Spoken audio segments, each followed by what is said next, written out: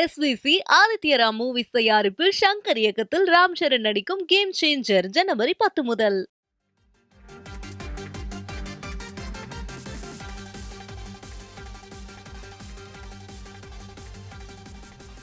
தற்போது கிடைத்திருக்கும் அண்மை செய்தி.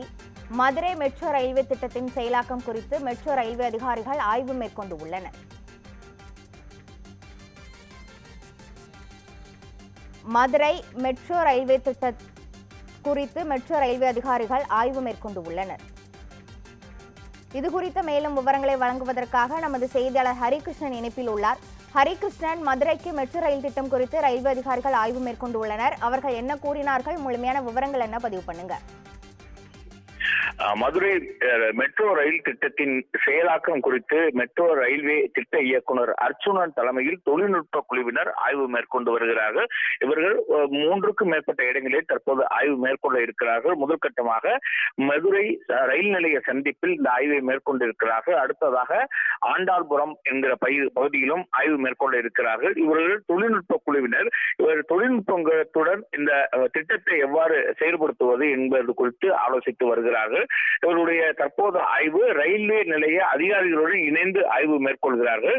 அதாவது மதுரையிலிருந்து ராமேஸ்வரம் செல்லக்கூடிய ரயில்வே வழித்தடம் என்பது அதற்கு கீழாகத்தான் மெட்ரோ ரயில் திட்ட சுரங்கப்பாதை அமைய இருக்கிறது. ஆகவே அது குறித்து இந்த ஆய்வானது நடைபெற்று வருகிறது. விரிவான திட்ட அறிக்கை மத்திய அரசின் ஒப்புதலுக்கு அனுப்பி வைக்கப்பட்ட நிலைதான் ஒப்புதல் கிடைப்பதற்கு முன்னதாக இந்த தொழில்நுட்ப ஆய்வானது தொழில் ரீதியாக நடத்தப்பட்டு வருகிறது.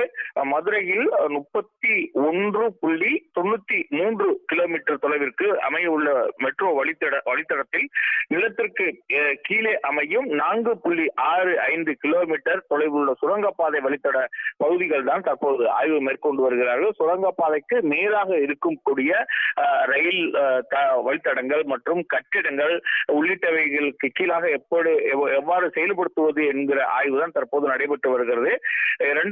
2023 ஜூலை 17ஆம் தேதி மெட்ரோ நிர்வாகம் தமிழக அரசிடம் விரிவான திட்ட அறிக்கையானது தாக்கல் செய்திருக்கிறது.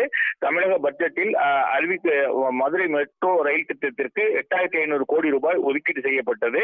ஆனால் அது தற்போது அந்த விரிவான திட்ட அறிக்கையில் அந்த நிதி 11,360 கோடியாக உயர்ந்துள்ளது. திருமங்கலம் முதல் ஒத்தக்கடை வரை மொத்தம் 31.93 கிலோமீட்டர் தொலைவிற்கு 26 ரயில் நிலையங்களுடன் இந்த திட்டமானது அமைய இருக்கிறது. நிலத்திற்கு மேலே 27.3 கிலோமீட்டர் தொலைவிற்கும் நிலத்திற்கு 23 ரயில் நிலையங்களுடன் நிலத்திற்கு கீழே சுரங்கப்பாதையில் 4.65 கிலோமீட்டர் தொலைவிற்கு 3 ரயில் நிலையங்கள் அமைகின்றது. ஆகவே சுரங்கப்பாதைக்கு மேலாக அமைந்துள்ள ரயில் நிலையங்கள் மீனாட்சி அம்மன் கோவில், கோரிப்பாளையம் ரயில் நிலையம் என 3 சுரங்கப்பாதை ரயில் நிலையங்கள் அமைய இருக்கிறது. 26இல் 3 சுரங்கப்பாதை ரயில் நிலையங்கள் மேலே அமைய இருக்கிறது. இந்த பணிகள் குறித்து ஆய்வு தான் தற்போது நடைபெற்று வருகிறது. அதாவது ஒத்தக்கடையிலிருந்து திருமங்கலம் வரையில் இருக்கக்கூடிய பகுதிகளிலே ஏற்கனவே பல்வேறு கட்ட ஆய்வுகள் செய்யப்பட்டு எங்கெல்லாம் பணிகள் தொடங்கப்பட இருக்கிறது, நிலங்கள் உள்ளிட்டவைகள் ஆய்வு மேற்கொள்ளப்பட்டு தற்போது பணிகள் திட்ட அறிக்கை தயாரி செய்யப்பட்டிருக்கிறது. இந்த நிலையில் தான் இந்த 4.65 கிலோமீட்டர் தொலைவில் சுரங்கப்பாதை அமைய உள்ள இடத்திற்கு மேலே உள்ள கட்டிடங்கள் மற்றும் வழித்தடங்கள், பேருந்து நிலையங்கள் உள்ளிட்டவை குறித்து ஆய்வு தற்போது நடைபெற்று வருகிறது. இந்த சுரங்கம் அமைத்து அதன் வழியாகத்தான் ஒரு ஏறத்தாழ 5 கிலோமீட்டர் தொலைவிற்கு இந்த மெட்ரோ ரயில் திட்டமானது செயல்படுத்தப்பட இருக்கிறது. நான் ஏற்கனவே கூறியது போல 31 கிலோமீட்டருக்கு இந்த திட்டமானது செயல்படுத்தப்படுவதற்கான சாத்தியக்கூறுகள் குறித்து ஆய்வறிக்கை தாக்கல் செய்யப்பட்டிருக்கிறது. மத்திய அரசு ஒப்புதல் கிடைத்தவுடன் உரிய நிதி ஒதுக்கீடு செய்த முன் இந்த பணிகளானது தொடங்கப்பட இருக்கிறது. மதுரையை பொறுத்தளவிற்கு தமிழகத்தின் ஒரு 2ஆம் தலைநகராக இருக்கக்கூடிய ஒரு பகுதியாக விளங்கி கொண்டிருக்கிறது. போக்குவரத்து வசதிகளை பொறுத்தளவுக்கு இங்கு சென்னையை போல மற்ற இடங்களை போல ஒரு பிற வசதிகள் கிடையாது. அரசு பேருந்து மட்டுமே நம்பி இங்கே இருக்க வேண்டியதற்கு ஆட்டோ மற்றும் டாக்ஸிகள், இருசக்கர வாகனங்கள் தான் செல்ல வேண்டிய ஒரு சூழல் இருக்கிறது.